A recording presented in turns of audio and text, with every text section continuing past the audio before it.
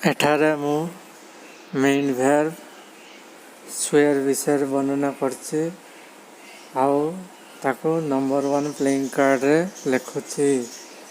Swear रो पांचटा form है swear, स्वर, सन, swearing, swears. एटा को मु एक्टिव वॉइस रे केमती यूज करबी, को पार्ट रे यूज करबी, प्लेइंग कार्ड खेलला बेले आपण माने स्पष्ट भाव रे आपण माने को जाना पड़िबो। आपण माने स्पष्ट जानि परिबे जे verb रो यूज केमती कोट करियार केमती करियार मु आको आपण सामने रे बनौछि। आ इटा बड़ ड्राइंग शीट रे भी आर पांचटा फॉर्म लिखाई छी। ओडिया रे अर्थ लिखाई छी, हिंदी रे भी आर अर्थ लिखाई छी, आउ सब जाक कैपिटल लेटर लिखाई छी। आपण को बुझियार कौन से असुविधा होबनी।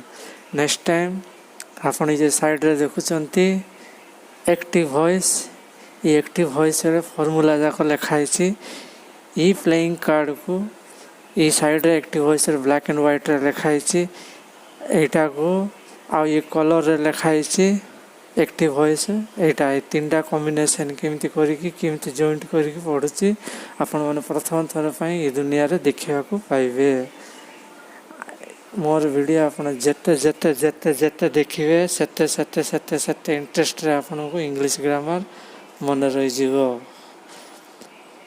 कन्फ्यूजन हेलो कि मो स्टूडेंट माने, कन्फ्यूजन हेलो कि मो स्टूडेंट माने। मोर कोचिंग सेंटर आसंतु। कोचिंग सेंटर ना हला Suresh SKR, Suresh sir SKR coaching centre.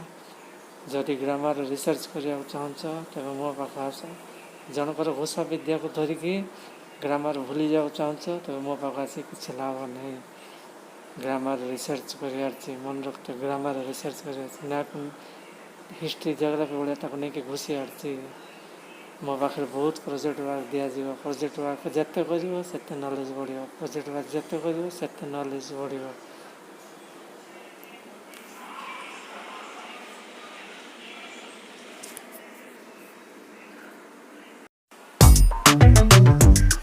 एठारे मु मेन verb स्वेयर विषय वर्णना करछि आउ ताको नंबर 1 प्लेइंग कार्ड रे लिखुछि।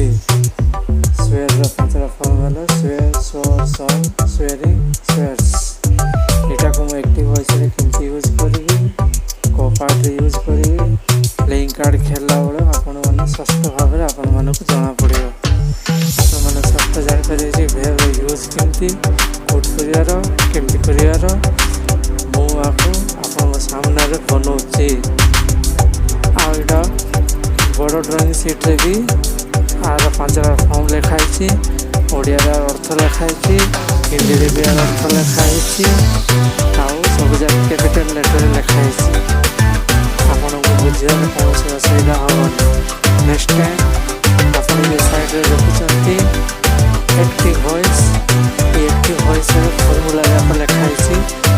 ई प्लेइंग कार्ड को ई साइड रे एक्टिव वॉइस रे ब्लैक एंड व्हाइट रे लिखाई छी। एटा को आ ये कलर रे लिखाई छी एक्टिव वॉइस। एटा ए तीनटा कॉम्बिनेशन केमती करिकि केमती जॉइंट करिकि पढुची आपण माने प्रथम थर पई ए दुनिया रे देखिया को पाइबे। मोर वीडियो आपण जत्ते जत्ते जत्ते जत्ते देखिबे सेते सेते सेते सेते इंटरेस्ट रे आपण को इंग्लिश ग्रामर मन रही जीवो। Confusion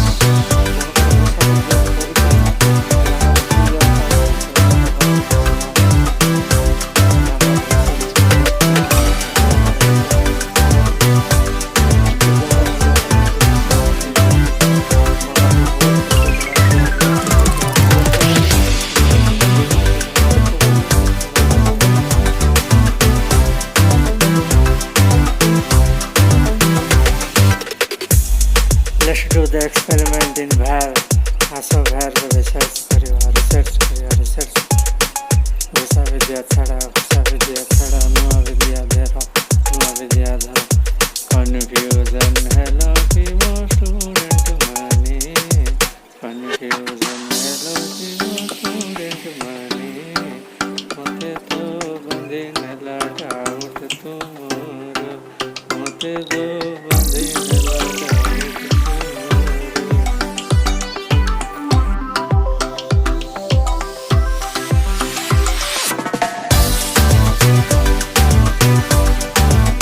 Practice makes a man perfect. Student, who come to my practice center, suggestion makes a student perfect.